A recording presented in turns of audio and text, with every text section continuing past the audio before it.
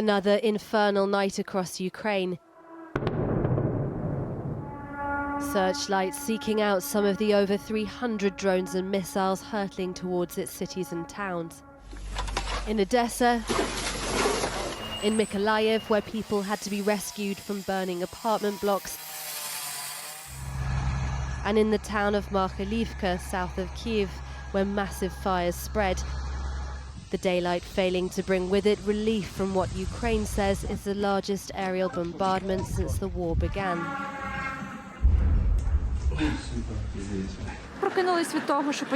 The sound of an explosion woke us up. I immediately grabbed my toddler, and then there was another explosion and a huge flash. Everything was turned upside down and my ears were ringing. When the dust settled, I heard my mum shouting from the floor below. At least 12 people lost their lives overnight, including 3 siblings in Zhytomyr, Tamara, Stanislav and Roman, their photos posted by a Ukrainian minister. The silence of America and others in the world only encourages Putin, Ukraine's President Zelenskyy said today.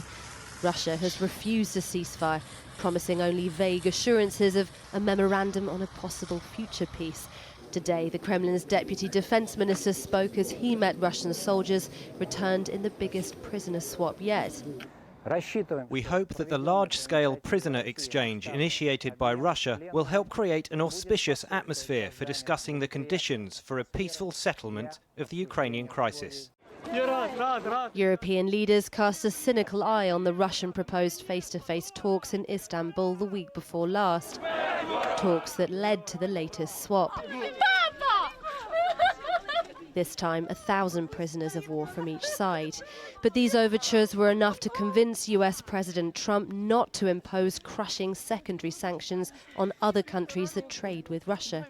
As long as the Russians believe that they can make headway, they want to continue the war. And so basically, the strategy is basically trying to play Trump, to give him little things, to kind of basically give the impression that they're open to negotiations, while at the same time continuing the war. Do you think that if Trump did impose what he calls crushing sanctions, that would work? Yes, I would think that more engagement from the United States and those sanctions would actually make a difference. But Putin has persuaded Trump that these sanctions would not be a good idea, and Trump has, it feels like Trump really doesn't have much of a desire to implement these sanctions. He talks a lot more about trade with Russia than about sanctioning Russia.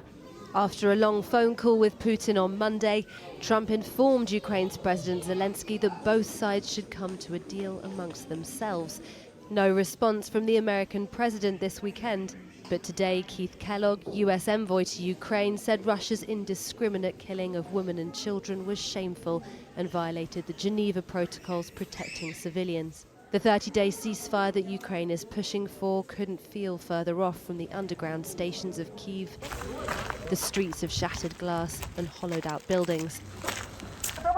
Or hear from Sumy, which Putin reportedly has his eye on for an expected summer offensive, and which today still smoulders. Amelia Jen reporting. Now, earlier I spoke to the Ukrainian opposition MP, Lesia Vasylenko, and I began by asking for her assessment of what has happened to Ukraine in the last few days. West, East, Central Ukraine, all of them have been under attack, and it doesn't matter whether the city is the capital with several million living in it, or small towns of the likes of Korostyshev, where something like 25,000 Ukrainians reside. We spoke to you 2 years, almost to the day, when we were reporting at that stage that it was the biggest drone attack yet of the war on Ukraine. At that point, it was 59 drones. Today, it's being reported 300 drone attacks, 69 missile attacks, hitting more than 30 cities and villages. Russia continues to escalate almost off the scale, doesn't it? 2 years ago, we couldn't imagine that 300 drones at a time would be sent. I guess that if Russia is not stopped, then what we will be talking about in 2 years' time is swarms of drones. And this is something that just cannot be allowed to happen. This is why the call from myself and many of my colleagues to the Western allies today is arm Ukraine, sanction Russia, stop waiting, start acting. The thing is, it is a very contradictory picture at the moment, isn't it? We've seen the biggest prisoner exchange of the war. And generally in other conflicts, that sort of prisoner exchange is seen as a precursor to some sort of peace. Yet at the same time, this massive bombardment by Russia, how do you read that contradiction? Well, there's no contradiction. Russia gives with one hand and takes twice as much with the other. However, don't be disillusioned. Russia is Russia.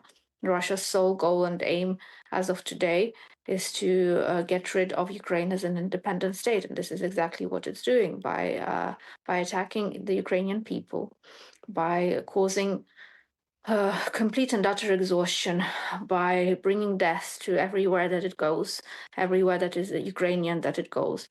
And Russia will be Russia unless it is stopped. Do you think other countries in the world, specifically the US, are being played by Russia?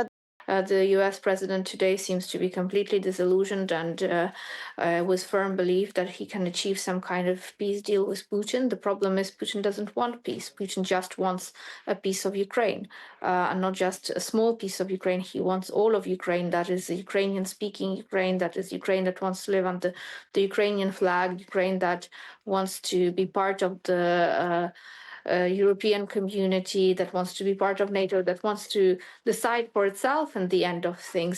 When the Kremlin's deputy defense minister has suggested that the prisoner exchange will or it could lead to some sort of breakthrough, he says the large-scale prisoner exchange initiated by Russia will help create an auspicious atmosphere for discussing the conditions for peace, essentially. You don't believe him? I don't believe a word of it. The evidence is there. You saw in the news yourself and the coverages that it's residential areas where mothers are being pulled out alongside their children from the rubble. This is evidence and proof that it's not about peace. And how long can you last under the sort of bombardment you've been seeing over the last few days? So we are definitely in a better place than we were some 3 years ago. And we will keep standing for as long as we can keep standing, and we will come up with new ways to keep standing. The question is a different question, is do we want Russia as an aggressor state existing in the world of today in the 21st century? And today the answer would be no, but in action, it seems that everyone's okay with the status quo and of Russia being Russian. Vasylenko, thank you very much for talking to us.